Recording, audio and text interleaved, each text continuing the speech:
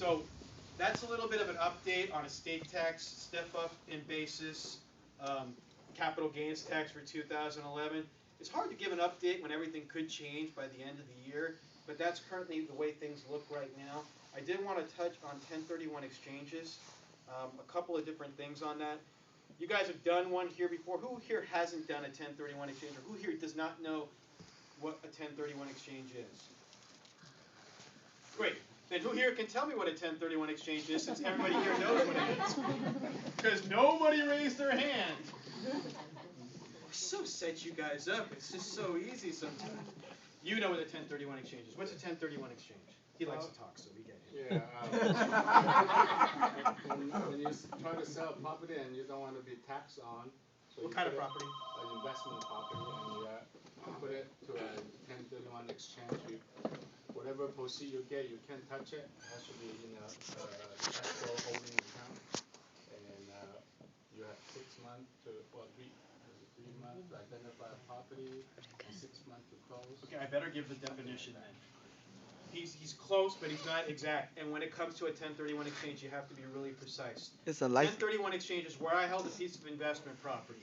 And it's not like I bought one in 2008, because if I bought it in 2008, how much appreciation do I have on that property? Even in San Francisco, not much, right? So it's a property that I've owned for a number of years. It's like for my parents, they bought property a long time ago. They have tremendous appreciation. It's investment property. They sell it, they take the money, they pay tax. Who loses when they pay tax? Now, who loses when they pay tax? I do. I do. It's my parents told you they don't care anymore, right? They're happy with all this. I care when they lose, because they're going to lose 15% to the federal government, 9.3% to the state, 25% for the depreciation recapture to the feds, and another 9.3% to the state on the depreciation recapture as well. So that's a lot of tax. So, what's your name? Nelson. What Nelson said is true, though. It's investment property that we're selling. There's a gain on this property. Instead of touching the money goes into a 1031 exchange account. What Nelson didn't say correctly was the time frames, and these are very important. We have 45 days from the close of escrow to identify in writing. Because if you told your client, and you're not supposed to, you have 3 months, what's going to happen?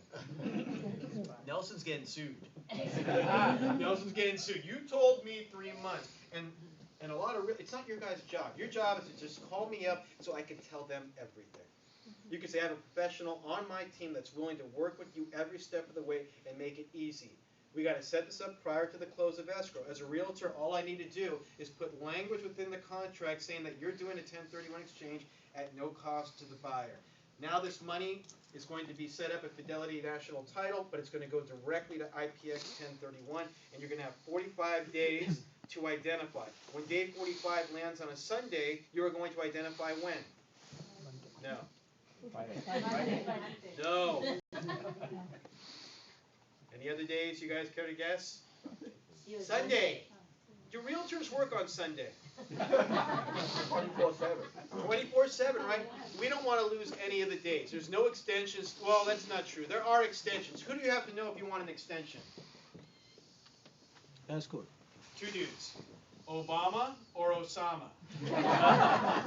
Because unless it's an act of terrorism, you're not going to get an extension. Or the president said there was some sort of natural disaster to give you an extension, you ain't getting an extension. So what does that mean? 45 days no matter what. It's calendar days. You guys work on the weekend. They don't have to identify 43, day 40. They can, but they have until midnight on day 45 to identify in writing what they're going to acquire. What properties should they not identify? Short sale properties would probably be one of the top properties. If I had a client that was doing a 1031 exchange, I would say, you know, it's not a good idea to and you know, I have this client, his name's John Mitchell, and he lives out in Fremont, and he's an older guy. He's owned his property in Fremont 40 years, free and clear. It's worth $600,000. All the money went into the 1031 exchange account. I met with him 3 different times. I begged, I pleaded, I almost went on the ground and knelt down to tell him, do not identify short sale properties. And with the REOs, you better be damn careful, right? What did he do? He identified 2 short sales and 1 REO. Better deal. What happened? After day 45 was over, you can't identify anything else. You can't take these properties out. You can't put new ones in. And then on day 120, he's calling me up. I can't get these properties. So it's very, very, very important that the properties you identify are correct. A, they have to be in the United States or a territory of the United States. B, they have to be like kind. What's a like kind property? If my parents sell a triplex in San Francisco, what do they have to buy?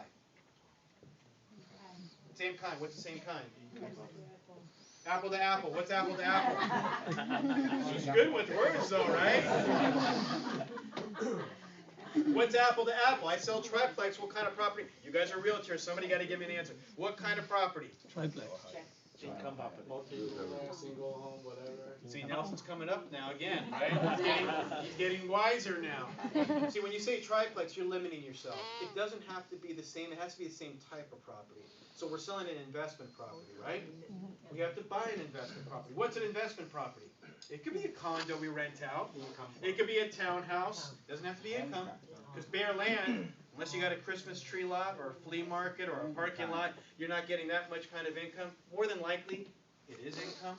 But what we need to do is not limit ourselves. Right now in San Francisco, and I don't know if anybody here deals with commercial property, I saw a gross rent multiplier under 10 and cap rate over 7. I have never seen those numbers. Very, very, very attractive. What I'm trying to let you guys know is we could sell an investment piece of property and buy any type of investment property. Residential, commercial. What can't you buy? Business. Yes. Well, you can't buy the actual business. You can buy the office building where the business is being done.